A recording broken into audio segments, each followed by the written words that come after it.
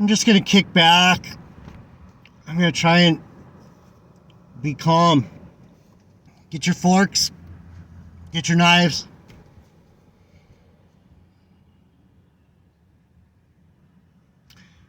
Put that meat in front of you. Get it close enough.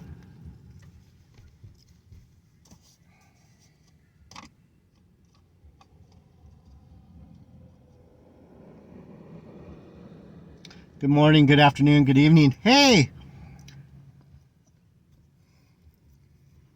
I wouldn't even know what mask to put on. What mask would you want me to wear? The cool dude? Yeah, man. I got some good stuff for you. Surf's up, baby. I'm an artist. I got shit going on. I'm the dope brah. You know what I mean?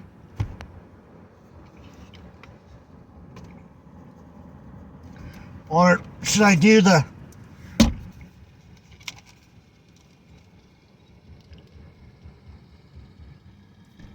scholar? Now let me tell you, I've looked into these things and I can tell you, because everything that I've studied, everything I've researched, the years and years of research, study, looking into these things, there's no doubt in my mind whatsoever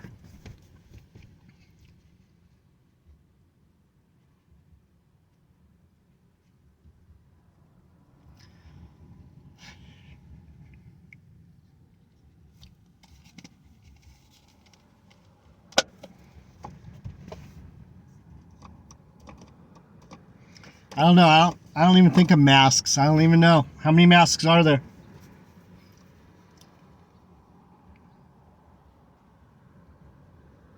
Get some earrings. Get some tattoos. Should I get some tattoos? Be that guy? Worldly guy?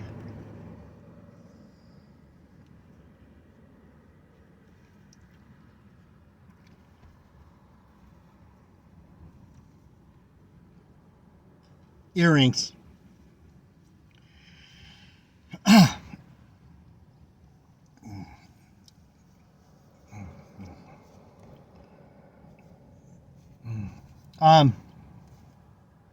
These aren't meant for reading. These are meant for when I'm driving at night and shit like that. I need a fucking haircut. This shit's starting to bug. Can't get it to fucking lay at all. It don't matter. Who cares? I'm not a salesman.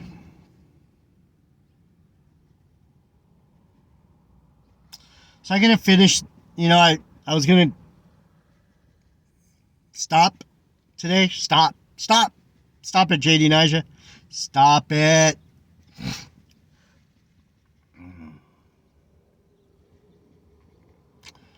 But,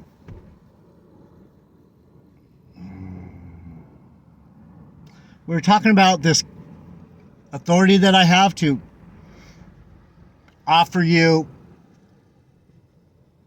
part of the kingdom, all of the kingdom, your portion, your share. There's a house for you if you sign.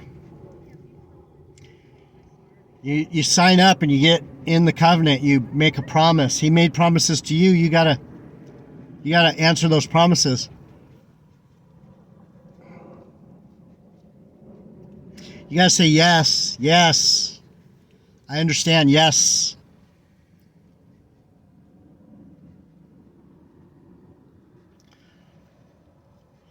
So we're talking about the tithes.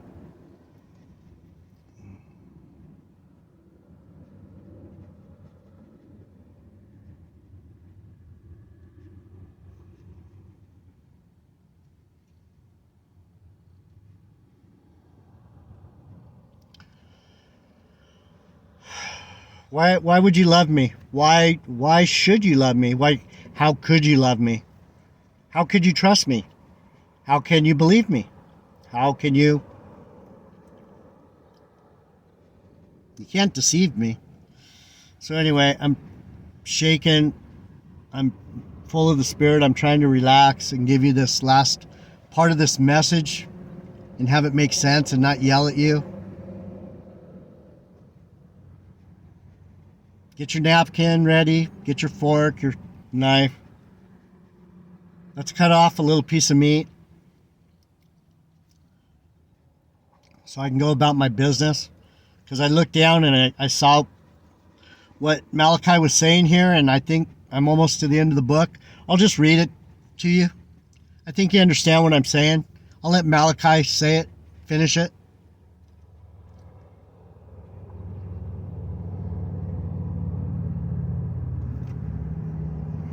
I understand this book, people. The seals have been opened to me.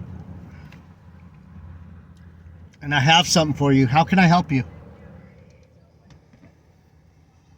So these tithes, it was given to Israel as prophecy. These birth pangs, it's prophecy. It's the 10%. It's been held in storage for us to this day. To right now.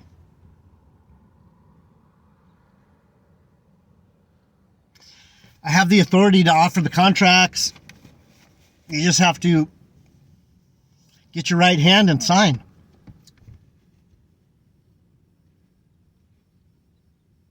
Believe. So anyway, I'm just going to finish this so we're just going to grind it. We're going to grind it in.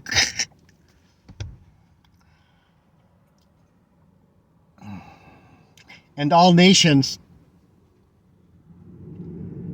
It's talking about me. And Israel. Mostly the prophets, the Benjamites, and those who were given prophetic utterance, the oracles. Sons of Jacob,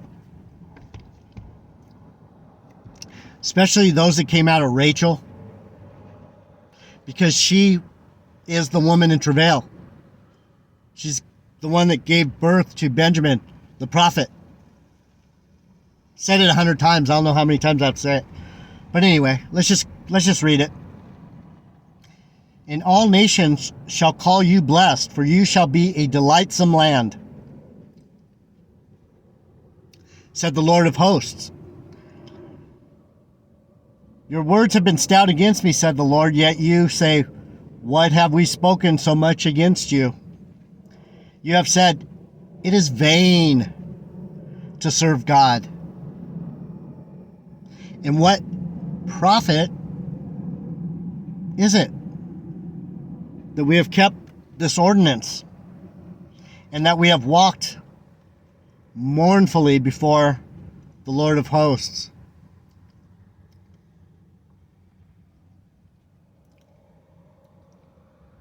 And now we call the proud happy. Yea, they that work wickedness are set up. Yea, they that tempt God are set free.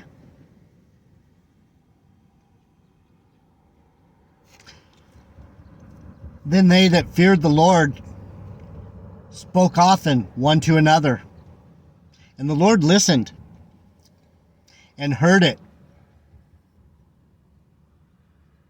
And a book of remembrance was written before him for them that feared the Lord.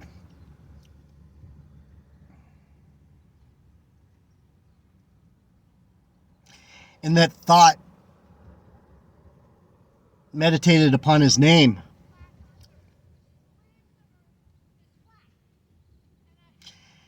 And they shall be mine.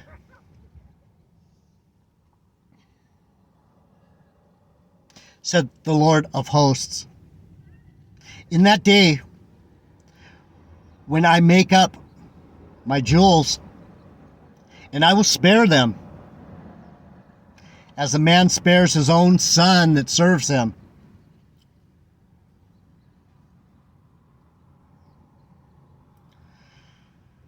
Then shall you return, and discern between the righteous and the wicked, between him that serves God and him that serves him not.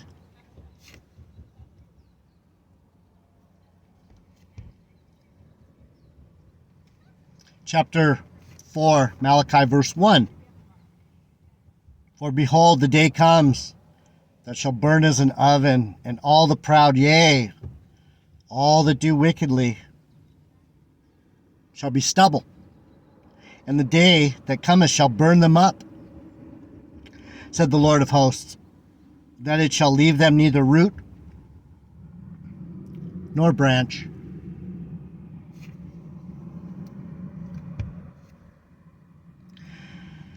But unto you that fear my name shall the Son of Righteousness arise with healing in his wings.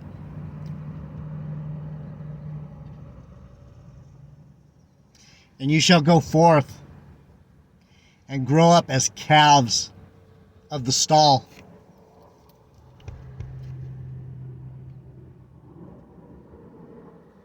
And you shall tread down the wicked, for they shall be ashes under the soles of your feet. In the day that I shall do this, said the Lord of hosts.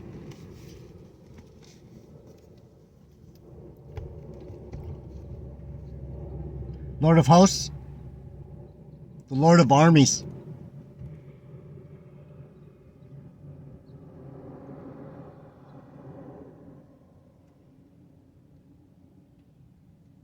It's a great slaughter coming, people.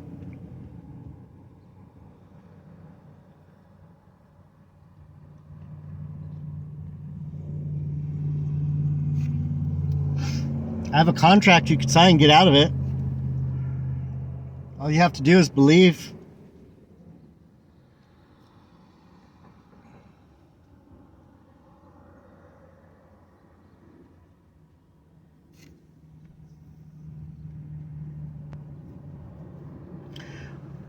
Verse 4, chapter 4, the end of Malachi.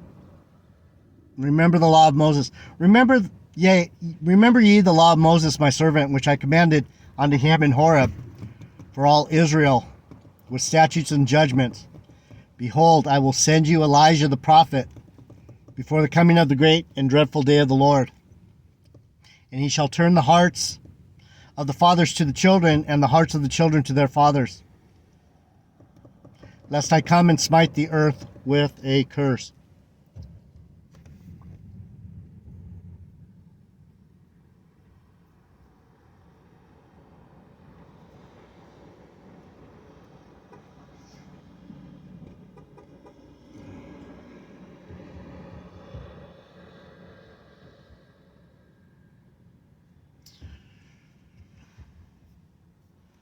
As a prophet, as an authority, as a son of the Lord's right hand man,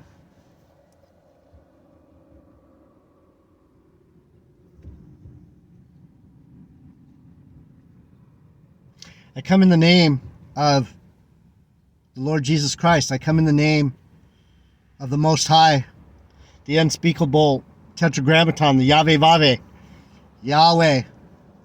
We don't say his name because he's beyond description.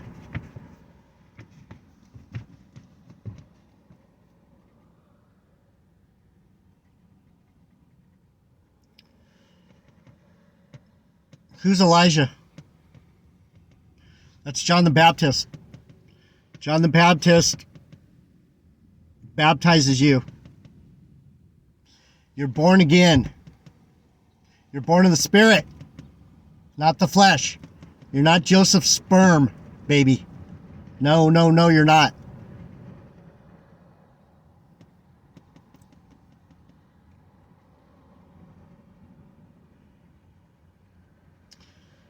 You know what Joseph probably represents? The husband of Mary? What would you call him? He's the stepdad. He's He's the adopted father. Joseph probably in some ways represents the men of the Lord's ability to stand up and take a shot for the team.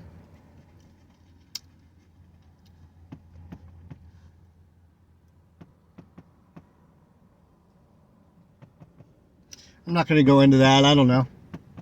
He definitely has a meaning, and that might be why these black Hebrew Israelites are making him such a fucking problem. There might be a big answer behind Joseph, the husband of Mary, the stepdaddy, the man that loved Mary enough to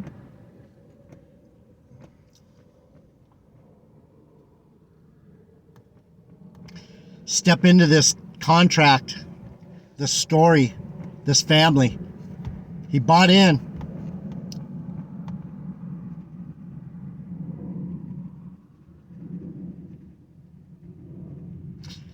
He's not the story, he bought in.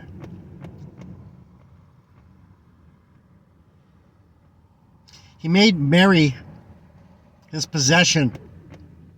He took possession of Jesus through Mary. This is my wife and this is my son.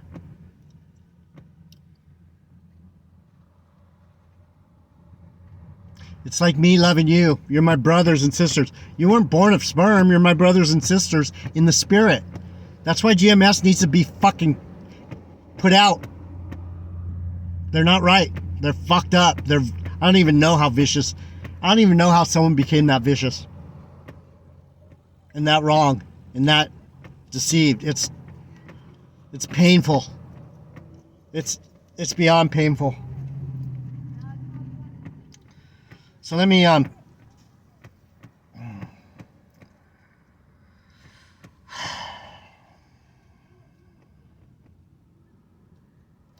the spirit and power of Elijah.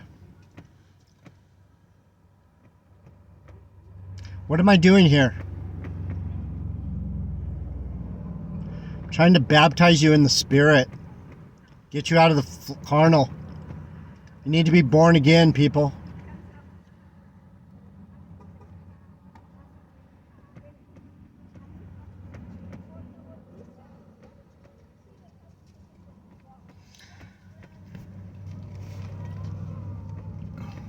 This is the end of the Old Testament. This is the end of the Old Testament. Malachi. Let me read it. Let me get this.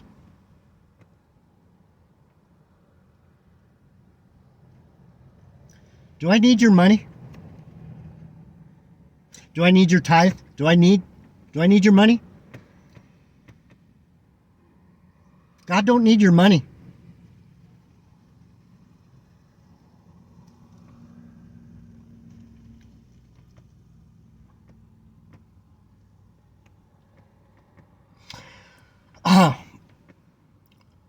The Old Testament ends with the promise of the coming of Elijah, which the New Testament identifies as John the Baptist.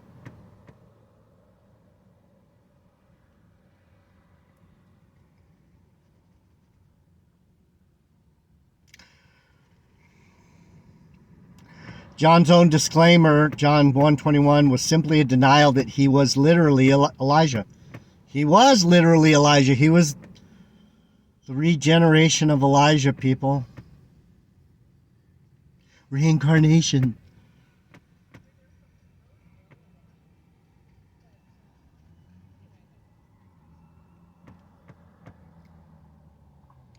Jesus, on the other hand, clearly stated that John the Baptist came in the spirit and power of Elijah. Matthew 11:14, Mark, so on and so forth. Jesus proclaimed regeneration.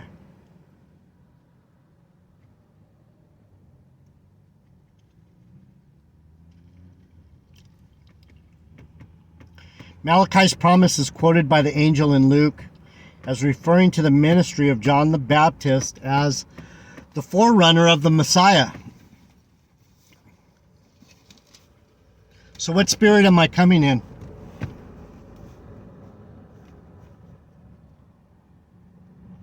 Elijah, making the crooked path straight?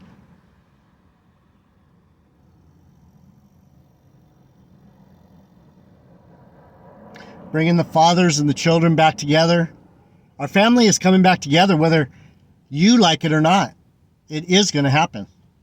I'm just saying, do you want to be part of the family or not? Are you going to listen to bullshit or are you going to get with it?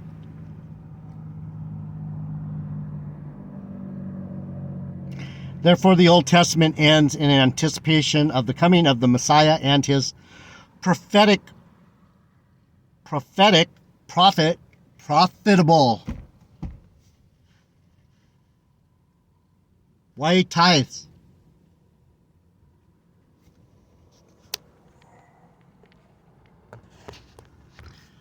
Because we have the contract, we have the investment. It's profitable to come to the prophet.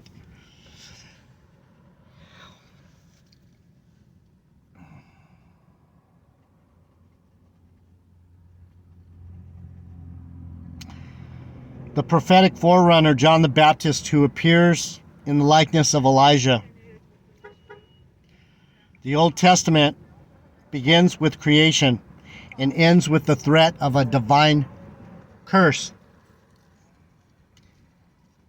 which is removed by the atoning death of Jesus Christ, who came to redeem fallen humans.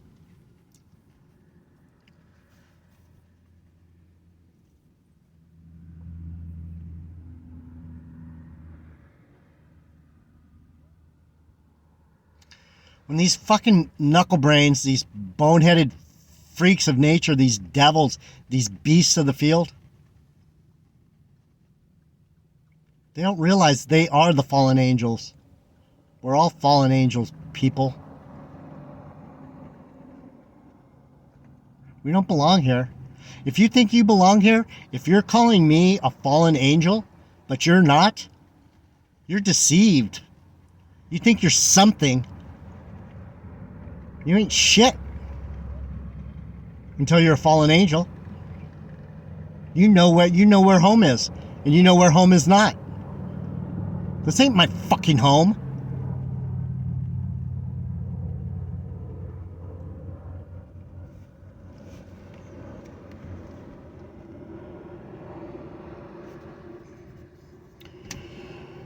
Jesus Christ came to redeem fallen humans and restore the creation to its intended purpose in his millennial kingdom.